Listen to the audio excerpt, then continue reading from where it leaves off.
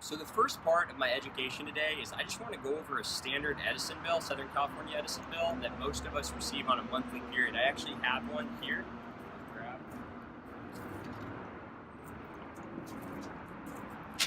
So this is the Southern California Edison bill that the majority of people here in Southern California are receiving. A couple things I want to point out.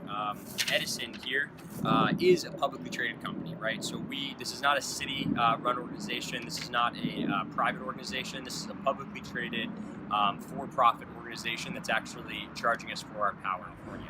So a couple things I want to mention. First, we're on a tiered system. So we start paying for our electricity at 15 cents and somehow get all the way up to 31 cents in the highest tier. So it'll be important when we actually reference the rate for solar power.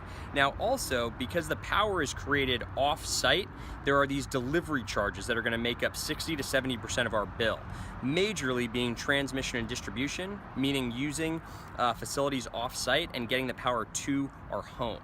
Other than that, we also get penalized for nuclear decommissioning of the site in San Diego, conservation incentive for using too much power here in California, public purpose programs, which is actually a welfare. We are paying for others' discounts, others' neighbors, and the new system generation charge. That's interesting. That's actually for Edison Solar, the solar that they're sending us. And I know that's a little confusing because you don't have a solar system on your roof, but they are actually paying to create solar fields to get a discount for themselves and then charging us to create those solar fields. So everyone here in California actually is receiving a bulk of their power from solar, even if they don't have a solar system on their roof generating the power for themselves. So, new system generation charge and why that applies back to us. The state of California has mandated that 33% of all the utilities' power comes from renewable, clean energy.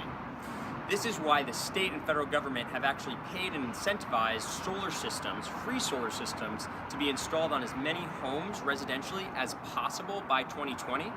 This allows Edison to reach their mandate and not get penalized, but also allows a homeowner like me and you to pay a lower rate for our power, which would be around 17 cents per kilowatt hour.